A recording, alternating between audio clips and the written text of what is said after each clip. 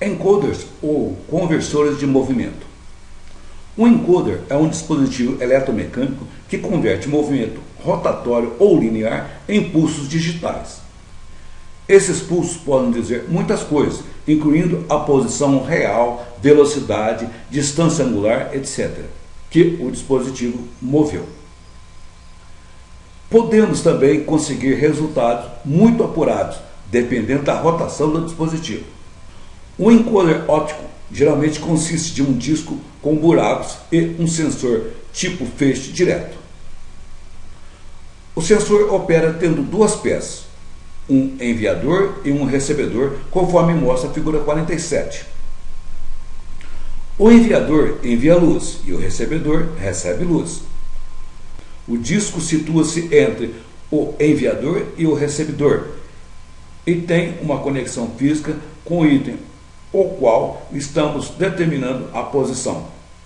À medida que o disco desliza ou roda, a luz do enviador é recebida ou não pelo recebedor, dependendo da localização das fendas no disco.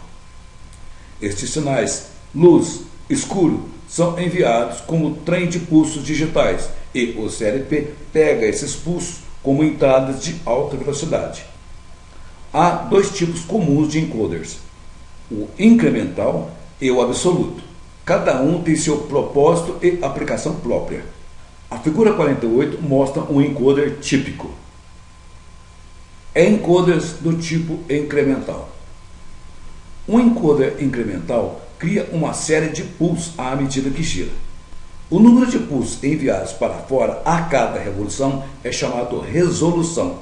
Uma resolução de 720 ppr, 720 pulsos por revolução, significa que o disco do encoder tem 720 buracos nele. Uma volta do encoder irá, portanto, produzir 720 pulsos. Sendo que há 360 graus em um círculo, nós teremos um pulso a cada meio grau de rotação. 360 dividido por 720 igual a 1 meio. A figura 49 mostra um disco de encoder incremental.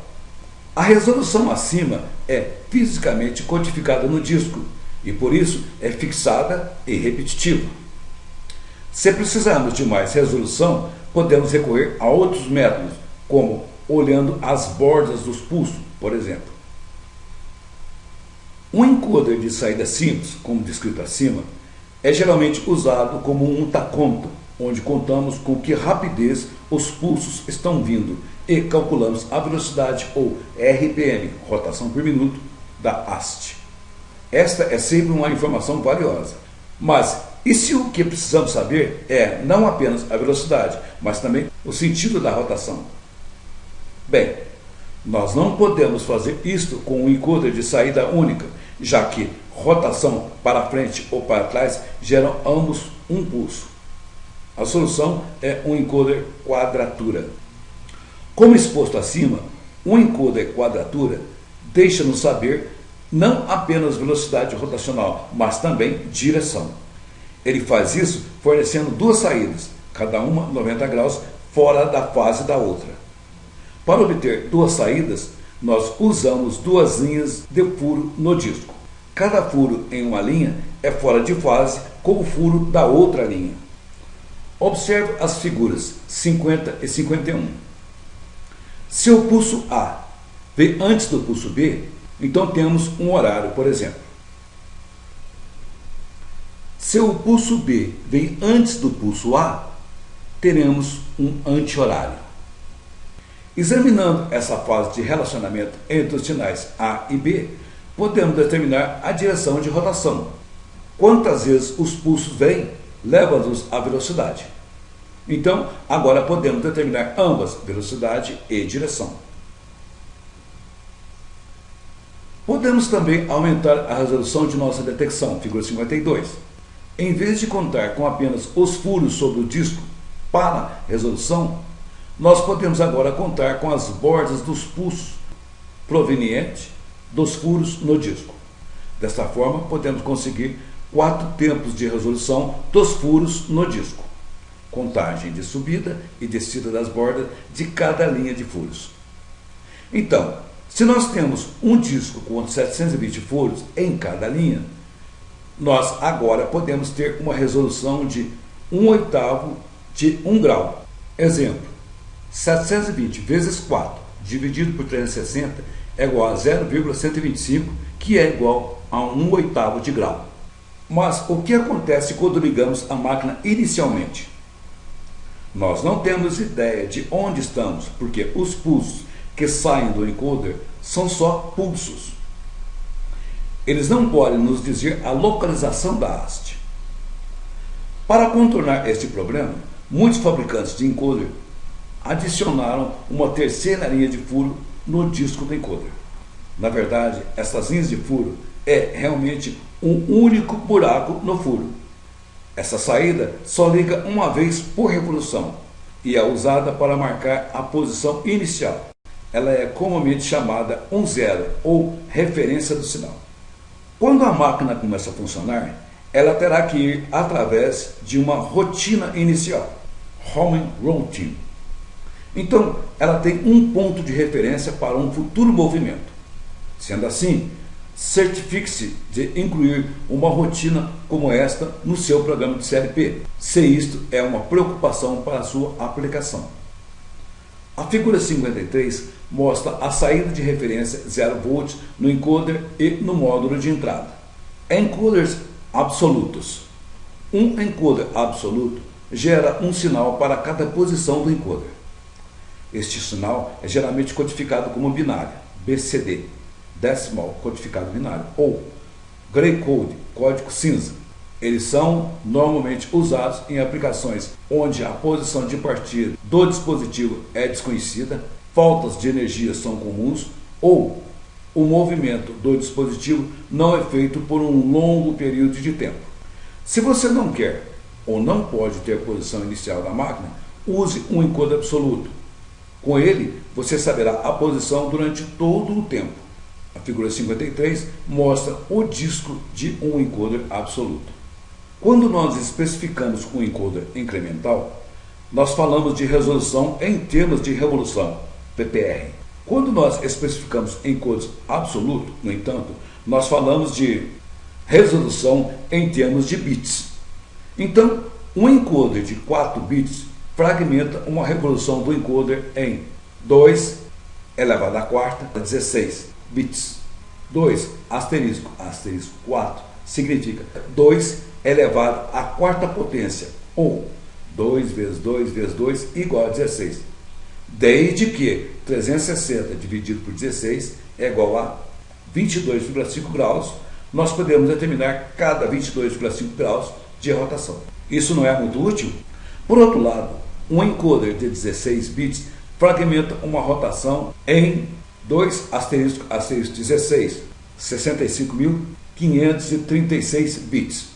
Desde que 360 dividido por 65.536 é igual a 0,0055, nós podemos ver movimento de cada 0,0055 graus. Ou simplesmente, nós podemos ver cada pequena quantidade de movimento.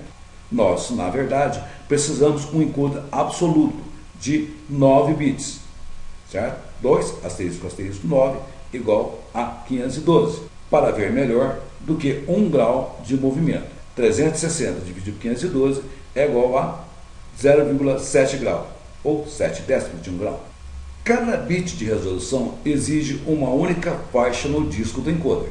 Então, 9 bits de resolução exige 9 faixas e 16 bits de resolução exigirão 16 faixas separadas no disco do encoder. São muitas faixas a serem colocadas no disco. É importante notar, no entanto, que não há dado fornecido sobre quantas rotações fizemos. Nós não saberemos se fizemos uma revolução ou 1 milhão de revoluções. Os códigos de saída são simplesmente repetidos por cada revolução. Nós rodamos 235 graus ou 44,9 graus ou o que for. Isto é tudo que sabemos. Nós simplesmente sabemos a posição da haste, nada mais. Cabe ao programa CLP determinar quantas revoluções ou o que for que fizemos. Há também encoders absoluto, multivolts, os quais geralmente usam um sistema de marchas para contar revoluções.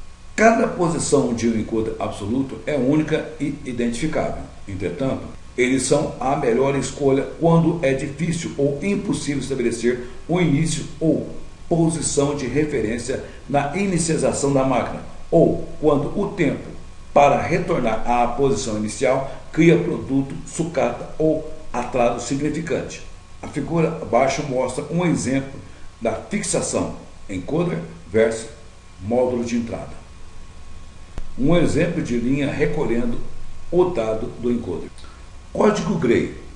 Quando usando encoders absolutos, podemos encontrar algumas questões ao levar o dado para o CLP.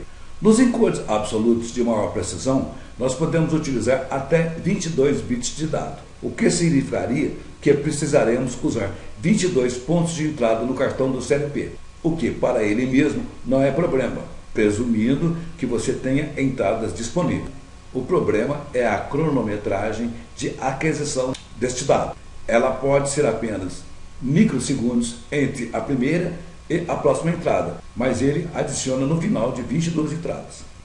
Você pode estar pensando que mesmo 20 ou 200 microsegundos é uma soma insignificante de tempo.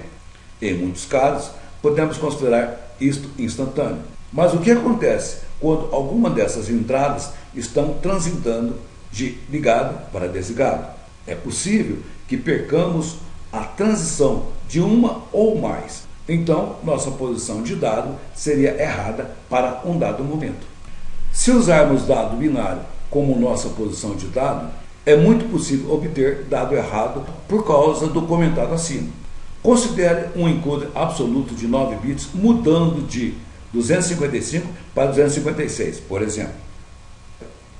Aqui, o encoder tinha que mudar todos os 9 bits, liga, desliga, e as entradas do CLP tinham que ver essa transição. Se ele sentisse a transição de só um daqueles bits, a posição de dado estaria errada. A solução é não usar binário, mas usar código Gray. O código Gray apenas permite a transição de um bit para cada contagem.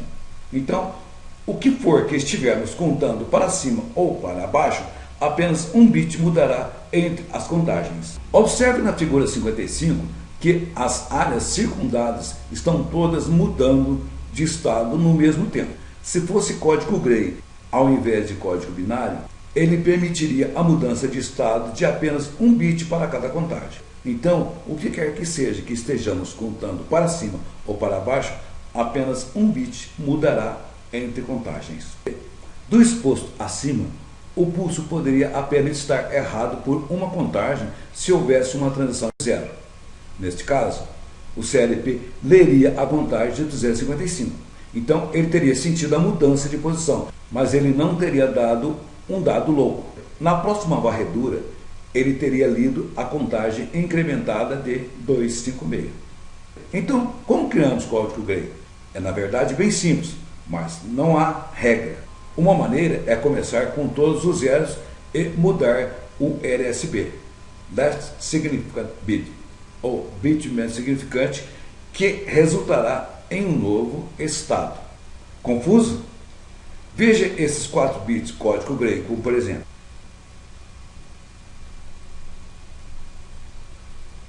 Observe que apenas um dígito é mudado, o N negrito, na sequência em que progredimos para baixo. 0000 muda para 0001. Apenas o primeiro dígito é mudado. 0001 muda para 0011. Apenas o segundo dígito é mudado. 0011 muda para 0010. Note que aqui o primeiro dígito é mudado para 0, porque ele é o dígito mais baixo que pode ser mudado para criar um número que não tenha sido usado. Aqui está uma tabela de conversão simples 4 bits para sua referência. Observe na tabela como o código Gray muda apenas um dígito. O código binário, com frequência, muda mais do que um dígito. A transição do decimal 7 para o decimal 8 muda todos os 4 dígitos, por exemplo. Este é o benefício do código Gray. O código Gray muda sempre um dígito. Código binário, muitos dígitos podem mudar. O diagrama LEDER, figura 56, mostra como fazer uma conversão código Gray simples se seu CLP não tem ainda uma instrução para fazer isso por você. O LEDER lê um código Gray de um encoder e o reduz para dado binário, uma vez que o CLP não saberia o que fazer com ele, sendo que a maioria dos CLPs pode manipular dado binário. Isto é mais formalmente chamado conversor código Gray para binário 10 bits, uma vez que ele pega um dado com código Gray 10 bits e o converte para dado binário de 10 bits. A entrada 00 em cima é o bit menos significativo, ESB, e a entrada 0009 embaixo é o bit mais significativo, MSB. As entradas 00 a 0009 são conectadas ao encoder. A saída binária vai para 9000 como o bit menos significativo, LSB, e 9009 como o bit mais significativo, MSB. 9000 a 9009 são relés internos.